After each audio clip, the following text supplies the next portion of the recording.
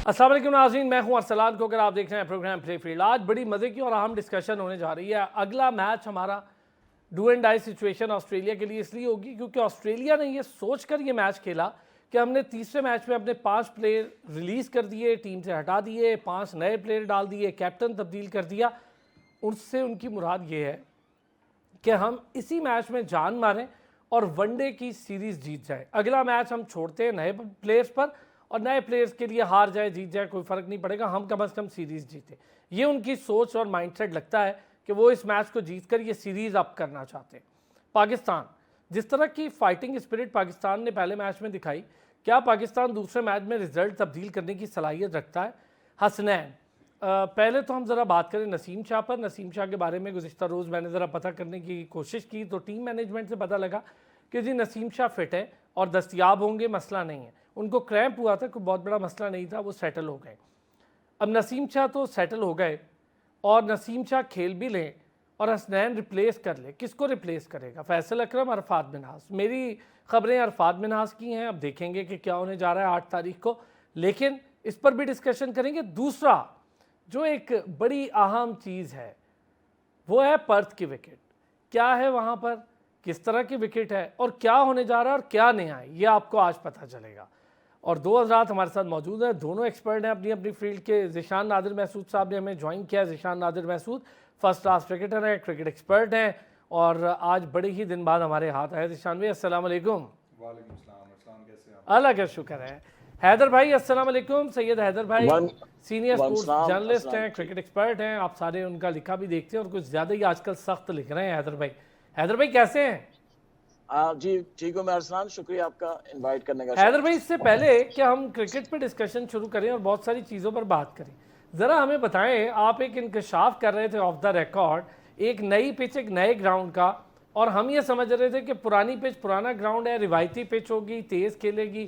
ज़रा बताएं ना इसके बारे में, क्या असल इनसाइट क्या है ये? जी देखें, वाका जो उनका पुराना ग्राउंड था पर्थ में, वो उन्होंने अब खत्म कर दिया है। अब एक नया ग्राउंड बनाया है, विटालिस उनकी एक ड्रिंक कंपनी है, उसने नया ग्राउंड बनवाया है। और वहां पे वो नए ग्राउंड में T20 का मैच वर्ल्ड कप में 2022 में जो हुआ था, वहां पे फर्स्ट टाइम हुआ था। और बड़ा खूबसूरत ग्राउंड बनाया है। उसकी पिच जो है वो इतनी फास्ट नहीं है। उस अच्छा। पिच में इतना ज्यादा बाउंस भी नहीं है, थोड़ा बाउंस है लेकिन बहुत ज्यादा बाउंस नहीं है। और दूसरी बात ये है कि हमारे पाकिस्तानी जो बैट्समैन है, उनके लिए वो पिच इतनी मुश्किल नहीं होगी जितना कि पहले वाका की होती थी, क्योंकि वाका पे बाउंस भी बहुत था, उस पे गेंद स्किड भी बहुत ज्यादा होती थी, इवन स्पिनर्स भी कामयाब हो जाते थे उस पे। लेकिन इस नए स्टेडियम में जो है ना, इतनी प्रॉब्लम नहीं होगी। तो यहाँ पे वनडे मैच है, तो वनडे में आपको पता है वाइड बॉल ज्यादा स्विंग होती है, और ऑस्ट्रेलिया में स्विंग इतनी बॉल नहीं होती है जितना कि बाउंस होती है। तो पाकिस्तान के जो बॉलर्स हैं, अगर उनको वहां पे थोड़ी बहुत स्विंग मिल गई वाइड बॉल से, तो रिजल्ट जो है काफी इंटरेस्टिंग होगा। और अच्छा, दूसरी वैसे सबसे ये आपने बड़ा इंकशाफ किया है हैदर भाई। हम समझ रहे थे रिवायती पिच, रिवायती ग्राउंड होगा, ये तो ग्राउंड भी नया हो गया और उसकी पिच भी अभी आप समझ लें कि उस तरह से बिहेव नहीं करेगी जैसे पर्थ की रिवायती पिच बिहेव करती है। जी बिल्कुल बिल्कुल वैसे नहीं करेगी, बिल्कुल वैसे नहीं करेगी। और इसीलिए आप ये देखें कि ऑस्ट्रेलिया ने आखिरी मैच रखा है पर्थ में। नॉर्मली वो हमेशा या तो पहला रखते हैं या मिडिल में रखते हैं पर्थ में, लेकिन उन्होंने आखिरी मैच इसलिए रखा है कि अभी जैसे आप कह रहे थे कि वो चाहते हैं कि हम पहले सीरीज क्लियर कर लें 2 मैचों से। तो तीसरे मैच में वैसे भी वो 7 अपने नए लड़के ला रहे हैं। जोश इंग्लिश को उन्होंने कैप्टन बना दिया है, और उनके सारे सीनियर प्लेयर्स जो वो चले जाएंगे इंडिया के साथ जो टेस्ट सीरीज हो रही है उसकी तैयारी के लिए। तो उसके इससे बड़ा एक एडवांटेज मिलेगा पाकिस्तान टीम को कि आपके अच्छा हैदर भाई, सामने एक तो हो गई ये बात, दूसरा इंपॉर्टेंट चीज़ ये है ज़िशान, इससे पहले हम अपनी डिस्कशन ओपन करें, खबरें ये हैं कि एक फास्ट बॉलर में से कम किया जाएगा और एक शायद स्पिनर खिलाया जाए प्रॉपरली। आपकी नज़र में अरफात मिन्हास या फैसल अकरम क्या बेहतर है? देखिए, मैं ज़िशान हैदर भाई आपके पास आता हूँ ज़िशान महसूद के बाद। जी ज़िशान। देखिए, अगर आप ज़ैम्पा को देखें जो उन्होंने बॉलिंग की है, वो बिटवीन द विकेट्स बॉल कर रहे हैं, और वहां से उनको थोड़ा सा जो है, ज्यादा तो नहीं विकेट में, जैसे पहले बात की कि यहाँ पे टर्न भी थोड़ा सा कम होता है, बाउंस ज्यादा होता है, तो लेग ब्रेकर को अगर थोड़ा सा भी टर्न मिल जाए और बाउंस उसको मिले, जैसे आप अनिल कुंबले को देख लें, उन्होंने हमेशा ऑस्ट्रेलिया में बहुत अच्छी परफॉर्मेंस दी है, तो मेरे ख्याल से फैसल अकरम को खिलाना चाहिए। बाकी टीम सिलेक्शन है, जो सिलेक्टर्स हैं उनको डिपेंड करता है कि वो क्या सोच रहे हैं, विकेट कैसी है, वो बेहतर बता सकते हैं। मेरी चॉइस जो है वो फैसल अकरम होगी। फैसल अकरम की रीजन ये है कि आपने ज़ेम्पा को देखकर कहा। जी, ज़ेम्पा को देखे, ज़ेम्पा को अगर आप पिछले मैच में देखें, उन्होंने अच्छी बॉलिंग की है। बाबर को आउट कर दिया, और इससे अच्छा क्या होगा, सेट बैट्समैन। बाबर ने थोड़ी सी खुद भी गलती की, जो फ्रंट फुट का बॉल था वो बैक फुट पे जाके खेल गए। बहुत अच्छा खेल रहे थे, हमें खुद बहुत अच्छा लग रहा था क्योंकि उनकी शॉट्स लग रही थी, उनका जो है फुटवर्क अच्छा चल रहा था, कनेक्ट हो रही थी, और दोनों तरफ विकेट पे खेल रहे थे, ऑन साइड पे भी खेल रहे थे और ऑफ साइड पे भी खेल रहे थे। हमें यूं लग रहा था कि आज जो है, जो हम एक बात कर रहे थे कि वो आउट ऑफ फॉर्म है, आउट ऑफ फॉर्म नहीं होते, आपको थोड़ी सी जो है टेक्निकल एडजस्टमेंट्स करनी होती हैं और उसके बाद आप ठीक हो जाते हैं।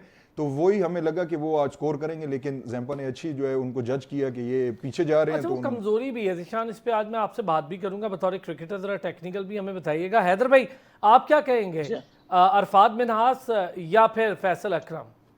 देखिए, मैं आपको बताऊं, पाकिस्तान टीम के जो कोच है, हेड कोच जैसन गिलेस्पी, उनका दोनों बॉलर्स पे एतमाद नहीं है, और मुझे लगता है इन दोनों में से किसी को भी नहीं ये खिलाएंगे। अच्छा, आपको ये आपने हमें एक और इंकशाफ कर दिया हैदर भाई। क्योंकि उनका कॉन्फिडेंस नहीं है दोनों बॉलर्स पे, क्योंकि आप देखें फैसल अकरम जो है वो लंबा रन अप लेके बॉल करते हैं। ऑस्ट्रेलिया में अगर आप देखें, एडन संपर ने जो बॉलिंग की है छोटे से रन अप के साथ की है। छोटे से रन अप के साथ ये होता है कि आप बॉल जो है स्लो भी कर सकते हैं, लेकिन आप लंबा रन अप लेकर जब आते हैं ना, आपको बॉल की पेस जो है कंट्रोल करना मुश्किल हो जाता है, आप बहुत तेज जाते हैं उसके ऊपर। तो ये एक डिसएडवांटेज है फैसल अकरम। और अरफात मिन्हास जो है वो अभी काफी जूनियर है, उन्होंने क्रिकेट बहुत कम खेली है, ये उनका डिसएडवांटेज है। लेकिन अगर पाकिस्तान टीम गई एक स्पिनर के साथ, तो मेरे ख्याल वो फैसल अकरम के साथ जाएगी।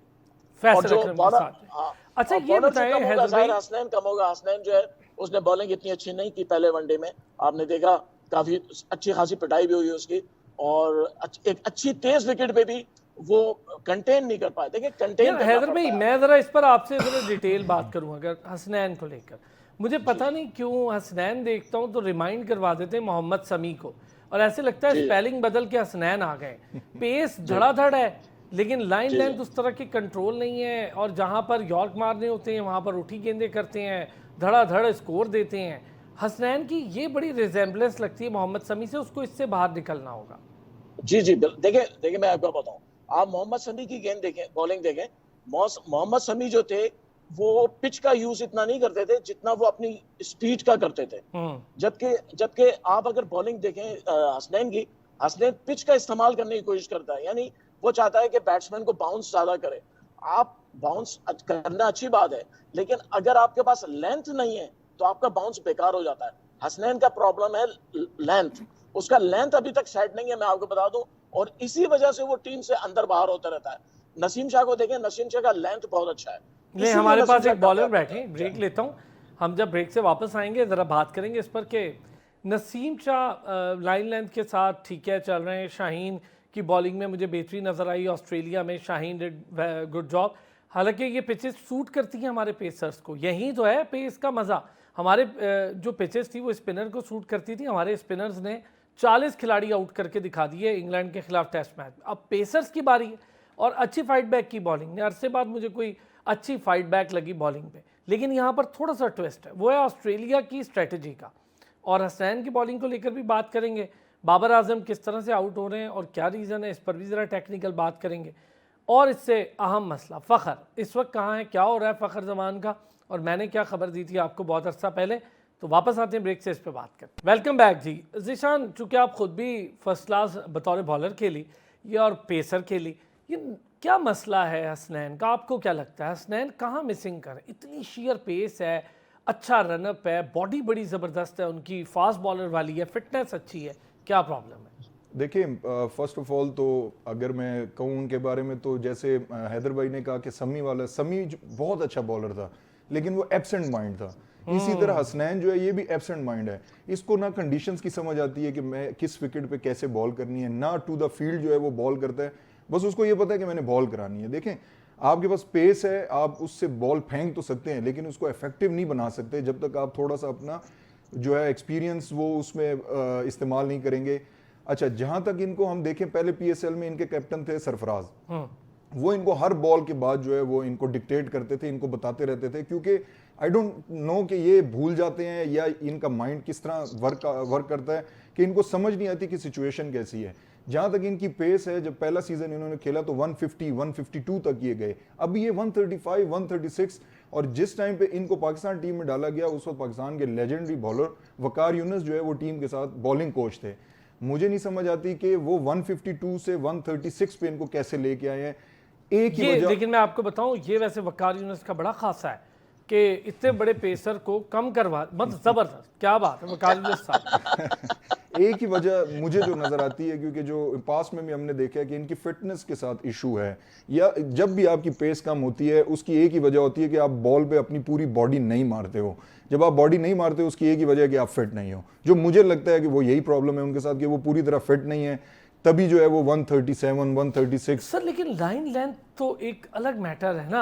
अब जिशान, मैं अगर मिसाल, लाइन लेंथ भी सारी आपकी फिटनेस पे डिपेंड करती है। अब मैंने जहां पे बॉल गिराना है, मेरी बॉडी साथ ही नहीं दे रही, मैं वहां पे बॉल कैसे गिराऊंगा। लेकिन जब मैं 100% फिट होऊंगा तो कई ऐसी बॉल हो जाती है कि वो मैंने की भी नहीं होंगी लेकिन वो इफेक्टिव हो जाएंगी और मुझे उस पर विकेट भी मिल जाएगी। चैंपियंस वनडे कप में तो बड़ी अच्छी बॉलिंग की थी जिशान। देखिए, चैंपियंस जो कप है वो एक डोमेस्टिक का टूर्नामेंट है और उसमें भी आपके देख लें तकरीबन 20 एक ऐसे प्लेयर थे जो पाकिस्तान खेले में वो भी नहीं खेल रहे थे। तो बिल्कुल ही जो डोमेस्टिक के आप सेकंड कैटर के जो प्लेयर थे वो खेल रहे थे। नो डाउट उन्होंने बॉलिंग अच्छी की, वहां पे बेस्ट बॉलर भी हुए। लेकिन आप ऑस्ट्रेलिया में जाके अगर आप इतनी तेज विकेट पे अगर आप 136 से बॉल करते हैं तो फिर जहां पे स्लो विकेट होगी, जैसे एडिलेड है, पता नहीं वो खेलते हैं या नहीं, तो वहां पे क्या होगा, या यूएई में या बांग्लादेश में, श्रीलंका में, वहां पे कैसे बॉलिंग होगी।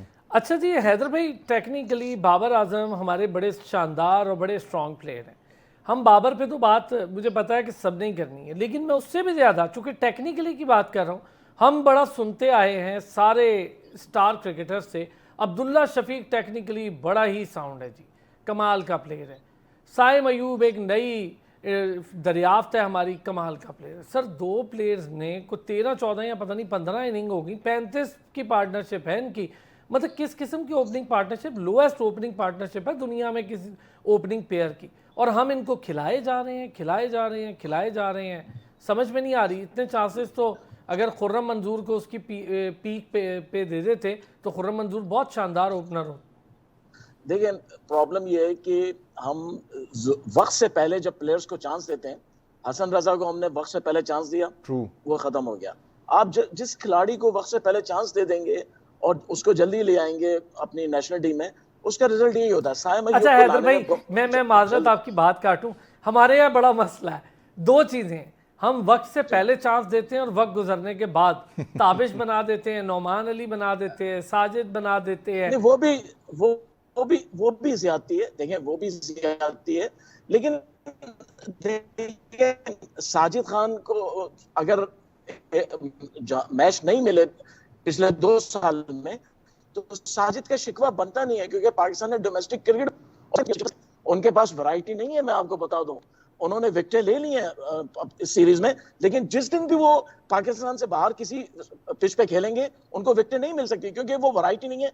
वो सिर्फ अपनी फिंगर्स को इस्तेमाल करते हैं और वो सिर्फ इन्हीं पिचों पे चल सकते हैं। देखिए, हमें हकीकत पसंद होना चाहिए।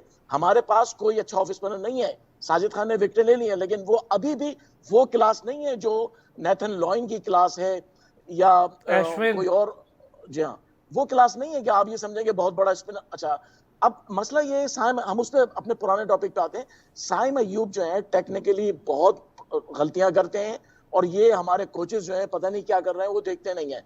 वो बैटिंग करते हुए झुकते, बहुत आगे की तरफ झुक जाते हैं।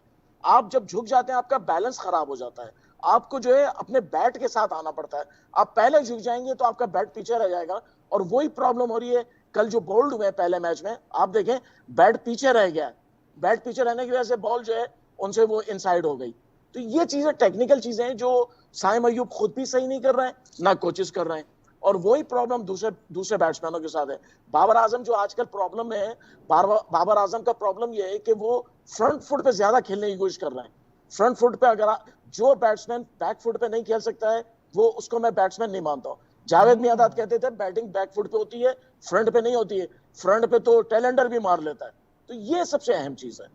जिशान, वैसे ठीक है, हैदर भाई की बड़ी गहरी नज़र है टेक्निकलिटीज़ पे। आप साजिद पे पहले कुछ बात करना चाह रहे थे, वो करें, और फिर बाबर आजम की टेक्निकलिटीज़ पे थोड़ी सी, क्योंकि उससे अच्छा टेक्निकल प्लेयर है नहीं, फिर क्यों इतना मिसिंग कर रहा है। पहले ज़रा साजिद वाली बात देखिए, हैदर भाई ने बात ठीक की है कि उनमें ज़्यादा उनके पास वैरायटी नहीं है, लेकिन अगर आप टेस्ट सीरीज़ देखें जो पाकिस्तान वहाँ पे खेले, वहाँ पे उन्होंने परफॉर्म किया, इन्हीं विकेट्स पे किया। चांस देने की बात होती है कि जब आप चांस देते हैं, बंदे में कॉन्फिडेंस आता है, तो वो नई चीज़ें भी ट्राई करता है, अपने आप को इंप्रूव भी करता है। सईद अजमल के पास शुरू से दूसरा नहीं था, लेकिन जब उनको पता लगा कि मैं अब टीम का एक हिस्सा हूं, तो उन्होंने वो डेवलप किया और वो उसको लेके आए अपनी बॉलिंग में और बहुत कामयाब हुए। साजिद भी ये कर सकता है, लेकिन अगर आप उसको ये टैग लगा देंगे कि वो टेस्ट का ही बॉलर है, पहले तो आप टेस्ट भी नहीं खिला रहे थे, फिर अगर देखें तो पहले तो आप स्क्वाड में ही नहीं शामिल कर रहे थे कि इन दोनों का फिटनेस टेस्ट ही ठीक नहीं है। वो सलमान बट बहुत अच्छी बात करते हैं, आप 2 किलोमीटर की रनिंग करवा रहे हैं, आपने मैराथन करवानी है इनसे। आप वो वाले टेस्ट रखें, आप वो वाली चीजें रखें जो क्रिकेट को सूट करती हैं। अभी आपने 1-2 और ऐसे प्लेयर हैं जिनको बाहर बिठाया हुआ है कि जी उनकी, जैसे शर्जील खान है, आप शर्जील के ऊपर टैग लगा देते हैं कि जी उसकी फिटनेस ठीक नहीं है, और आजम खान को खिलाते हैं कि जी वो छक्के बहुत मारता है। मतलब मुझे समझ नहीं आती इस बात की कि ये दोहरा मेयार जो आप रखते हैं हर चीज में, यही हमारी जो है ना वो प्रॉब्लम है। अच्छा, जहां तक बैटिंग की बात है कि अब साइम अयूब, देखिए आपकी टीम के साथ जो सपोर्ट स्टाफ है उसमें कोई बैटर है ही नहीं, कोई कोच, वो किससे, अगर वो बाबर आजम से जाके पूछता है तो बाबर आजम तो खुद इस वक्त जो है वो थोड़ा सा प्रॉब्लम में है, और कोई इतना बड़ा प्लेयर कोई है नहीं बैटर कोई वहां पे कि देखे, पहले हमने पास में देखा बड़े बड़े प्लेयर्स होते थे, उनके साथ एक एक यंगस्टर को जो है वो इंडक्ट करते थे ताकि वो जो है उसको बनाना, जैसे यूनुस भाई आए, वो उसके साथ फिर यूसुफ भाई आए, वो एक एक करके जो है वो सलीम मलिक और इजाज अहमद और जावेद भाई के साथ आते रहे और सीखते रहे। उनको अगर कोच वहां पे नहीं भी कोई बैटिंग का कोच था, उन दिनों में तो ऐसा होता नहीं था, जैसे बड़े प्लेयर मौजूद exactly. यूसुफ थे, तो वो उनसे कंसल्ट करके पूछ सकते थे। यहाँ पे साइम किससे पूछे, वो बेचारा इसी कंफ्यूजन में है कि मैं खेलूंगा नहीं खेलूंगा। और मजे की बात ये है कि बोर्ड ने पक्का किया है कि आपने तो खेलना ही खेलना सर। हाँ, क्योंकि कनेक्शन कैंप में बुलाकर उनसे मशवरे भी लिए थे, क्यों जी हैदर भाई? ये भी एक मजाक था कनेक्शन कैंप, यानी जिस आदमी ने 3 मैच खेले वो पूरे टेस्ट टीम के लिए या अपनी टीम के लिए मशवरे दे, ये अजीब समझ में नहीं आता है कि कौन है जो ऐसे फैसले करते हैं। ये कनेक्शन कैंप और इस किस्म की चीजें ये कहाँ पे होता है? अच्छा, ये कनेक्शन सर, ये वहीं पर होता है, जिन के पोर्टफोलियो चेंज हो रहे हैं ना, ये वही लोग हैं। एक्चुअली ये आइडिया आया है ऑस्ट्रेलिया से, डैरेन लेमन ने किया था जब ऑस्ट्रेलिया हार रही थी वहां साउथ अफ्रीका में हर मैच, तो डैरेन लेमन ने टीम के सारे प्लेयर्स को एक ईमेल लिखी थी कि भाई आप लोग मशवरा दें, बैठ के बात करें, हम क्या करें। ये वहां से एक आइडिया, लेकिन वो ऑस्ट्रेलिया की टीम थी, वहां हर आदमी जो है 40-40 टेस्ट मैच खेला हुआ था, माइकल हसी जैसे प्लेयर थे वहां पे। यहाँ आप साइम अयूब जिसने 3 मैच खेले हैं, 18 या 19 फर्स्ट क्लास मैच हैं, आप उनसे मशवरा ले रहे हैं कनेक्शन कैंप के नाम पे। अच्छा, वैसे आपको एक बात बताऊं, आप सोचिए कनेक्शन कैंप में मशवरा तो हो रहा है, ज्यादा मशवरा किस पर हुआ? एनओसी मसाइल पर। एनओसी पे हुआ है, पैसों पे हुआ है। आपको पता है पैसों पे सबसे ज्यादा हुआ है कि आईसीसी का शेयर हमें कम मिल रहा है, हमें 12% मिल रहा है, हमें कम से कम 42% मिलना चाहिए ऐसे। यानी वो चीजें डिस्कस हुई हैं जिसका क्रिकेट से कोई ताल्लुक ही नहीं था। और ये बात जो है प्रॉब्लम वहीं पे आती है। देखें, माफ कीजिएगा अरसलान, जब आपकी मैनेजमेंट ऐसे लोगों के हाथ में हो जिन्हें क्रिकेट से ज्यादा पैसा बनाने पे गौर हो कि फाइनेंस कैसे आएगा, पैसा कैसे आएगा, पर उसके ऊपर जब जोर होगा तो उसका हाल। अभी देखें तस्वीरें आई हैं कायद आजम ट्रॉफी के मैचेस की, शर्म आ रही है हमें देख के किन हालात जी, जिन हालात में हो रही है। वॉशरूम्स की सूरत हाल ऐसी है, लड़कों को जिन होटल्स में ठहराया गया है वो होटल्स ठहराने के काबिल नहीं है, और बड़ी मुश्किल हालात में कायद आजम ट्रॉफी हो रही है। दूसरा, कायद आजम ट्रॉफी के इस बार थोड़े डिफरेंट रिजल्ट्स आ रहे हैं। हैदराबाद जो हमेशा बड़ी परेशानी का शिकार रही, मैं फैसल अतर को क्रेडिट दूंगा, शाहिद कमरा, गुज़िश्ता रोज़ बल्कि रात मेरी मुलाकात रही हैदराबाद टीम के साथ था, मैं, मेरा शहर है भाई, और मैं उनके साथ भी था। शर्जील एक्सीलेंटली प्ले कर रहा है और बहुत शानदार हिटिंग कर रहा है 4 डे मैच में, क्या ज़बरदस्त खेल रहे हैं। और उनका लड़का सलमान जो कि अब एक की तरफ भी जा रहे हैं, और फिर रिजवान बड़ा शानदार प्लेयर है जिसको आपने चैम्पियंस वनडे कप में भी देखा। तो लड़के बड़े शानदार निकल के आ रहे हैं। फैसल अतर, शाहिद कमरानी, पूरी जो टीम इस वक्त हैदराबाद के साथ काम कर रही है, फैसल अतर जैसा प्रोफेशनल आदमी जो खुद मुश्किल से क्रिकेट खेला है, वो जानता है कि क्रिकेट कैसे खेली जाती है, सपोर्ट कर रहे हैं लड़कों को। तो बड़ा क्रेडिट ऐसे होनी चाहिए। मुझे बड़ी खुशी होती है जब कायद-ए-आज़म ट्रॉफी की टीम को ऐसे खेलता देखता हूँ। अच्छी जगह भी रह रही है वो टीम, बहुत अच्छे होटल में रह रही है इस्लामाबाद में, तो ये काम है जी। ब्रेक लेते हैं, वापस आते हैं। वेलकम बैक जी। अच्छा जी, कैप्टनसी ज़रा इसको भी लेकर बात करेंगे। ज़ीशान, कैप्टनसी कैसी देखी आपने? नया कैप्टन है रिजवान, फाइटिंग स्पिरिट मुझे नजर आई टीम में, अच्छा लगा। बॉलर्स ने जान मारी, एक अरसे बाद मैंने हमारी बॉलिंग पेस अटैक को ऐसी बॉलिंग करते देखा है, वरना मैं तो भूल ही गया था कि पेस अटैक भी ऐसे विकेटें लेता है, डराता है। 200 रन पे उनके 8 खिलाड़ी आउट कर देंगे, बहुत बड़ी बात थी। नहीं बिल्कुल, देखिए अगर कोई भी प्लेयर परफॉर्मेंस देता है तो वो सिर्फ उसकी इंडिविजुअल एफर्ट नहीं हो सकती। हाँ ठीक है, अगर आप फास्ट बॉलर हो, आपने 1-2 ओवरों में शुरू में 1-2 आउट कर दिए, 3 आउट कर दिए, बिल्कुल होगा, लेकिन आपको 5 आउट करवाएगा वो कैप्टन ही करवाएगा। तो कैप्टन का जो होता है वो बहुत अमल दखल होता है किसी भी प्लेयर से परफॉर्मेंस लेने में, और वो हमें नजर आया कि रिजवान ने बहुत अच्छी जो है वो फील्ड पोजीशनिंग की, बड़ी अटैकिंग फील्ड पोजीशनिंग उन्होंने की, क्योंकि स्कोर कम था और उनको आउट करने के लिए जाना था। एक छोटा सा जो मुझे टेक्निकली वो लगा उनमें कि उन्होंने वहां पे जो है ना वो स्पिनर नहीं यूज किया। हम सोच तो ये रहे थे कि 40 ओवर का ही मैच है, कि ये 40 ओवर तक ही जाएगा, लेकिन आप रिस्क ले सकते हैं क्योंकि आप पे कोई भी जो है उंगली नहीं उठाएगा। लेकिन अगर आप नहीं वो रिस्क लेते तो फिर उससे बातें बनती हैं। अगर आप वहां पे जो है वो साइम अयूब से भी करवा सकते थे, क्योंकि टेल एंडर है, टेल एंडर जो है वो नॉन जो रेगुलर बॉलर होते हैं उनको इतना अच्छा नहीं खेलते। वहां पे स्पिनर उनको हिट भी मारने की वो कोशिश करते हैं, क्योंकि मैं खुद फास्ट बॉलर हूं, हमारे पास स्पिनर आता है तो हम कहते हैं कि इसको जो है ना वो स्टेडियम से बाहर फेंक दे बॉल। तो वहां पे आप जो है सलमान अली आगा आप साइम से करवा सकते थे बॉलिंग।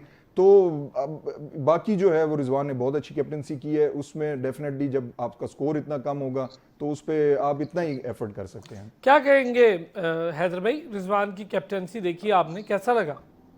देखिए रिजवान बहुत अच्छी कैप्टन, देखिए 30% बाकी थी उनकी, अब कैप्टन बनने के बाद वो 100% टीम ग्राउंड में कैप्टन बन गए।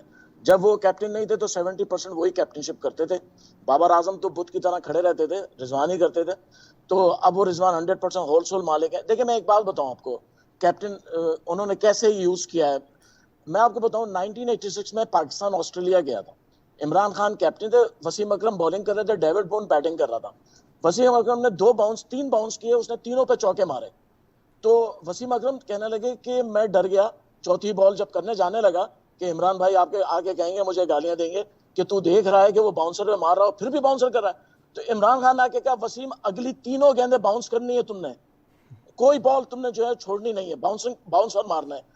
और चौथी 5वीं गेंद पे डेविड बोन आउट हो गया। यानी उनकी नफ्सियात से खेला जाता है। ऑस्ट्रेलियन बैट्समैन मशहूर हैं कि कोई बाउंसर को छोड़ते नहीं है वो, और वही कमजोरी बनती है। हाँ, बाउंसर को मारते जरूर। और आप देखें परसों के मैच में उनके 5 बैट्समैन जो है वो बाउंसर पे आउट हुए, यानी आपने उनकी नफ्सियात से खेला है। वही काम जो इमरान खान ने 86 में किया था वही परसों रिजवान ने किया। रिजवान ने अपने बॉलर्स के किया, जितनी बाउंस कर सकते हो करो, और वही हुआ कि मिड विकेट पे, फाइन लेग पे इधर उधर कैच होते हैं। अच्छा हैदर भाई, एक छोटी सी चीज आप दोनों से, चले चुके वक्त कम है, आप समझते हैं एक कोई की पॉइंट, कोई ऐसा जिससे मैच के एक हम तब्दील कर सकते हैं शक्ल, कोई की पॉइंट, एक छोटी सी चीज आपको लगता हो ये गलती की है, इसको नहीं करना चाहिए? देखिए मेरे ख्याल से जो गलती हमसे हुई है वो बॉलिंग में नहीं हुई है, हमसे गलती बैटिंग में हुई है। बैटिंग में हमारे बैट्समैन जो थे उन्होंने ऑस्ट्रेलियन बॉलर्स का जो है उसको रीड सही नहीं किया। जैसे कामरान गुलाम आउट में, जब आप एबर्ट को देख रहे हैं, एबर्ट मशहूर है, एबर्ट वही है जिसने उसको ह्यूज को बॉल मारी थी और वो बेचारे दुनिया से चले गए उस बॉल लगने के बाद। तो एबर्ट ज्यादा बाउंस करते हैं, कामरान गुलाम को ये बात पता थी, फिर भी उसके बावजूद वो बाउंसर को जो है वो समझ रहे थे, बाउंस एक्सपेक्ट नहीं कर रहे थे। तो ये गलतियां जो है हमारे बैट्समैन को, देखें हमें चाहिए हमारे बैट्समैन को ज़हीर अब्बास से जाके पूछें। ज़हीर अब्बास जो है बॉलर के बॉल फेंकने से पहले समझ जाते थे इसने कौन सी बॉल। वो तो लेजेंडरी ना, ऐसे थोड़ी उन्हें एशियन ब्रेडमैन कहा जाता था। ज़ीशान जल्दी से कुछ कहना चाहिए। जैसे हैदर भाई ने बात की कि स्पिनर पे कॉन्फिडेंस नहीं है गिलेस्पी को, तो अगर उनको नहीं भी खिलाते तो मेरे ख्याल से आप हसनैन की जगह आमिर जमाल को खिला सकते हैं, तो आपका चौथा पेसर हो जाएगा। जी, चौथा पेसर भी पूरा हो जाएगा। और अगर आपने स्पिन करवानी है तो सलमान आगा एक बैटर भी बढ़ जाएगा ना, आमिर जमाल एग्जैक्टली। तो वो अगर आपने स्पिन करवानी भी है इस विकेट पे तो आप सलमान से और साइम से करवा सकते हैं वो स्पिन। बहुत शुक्रिया।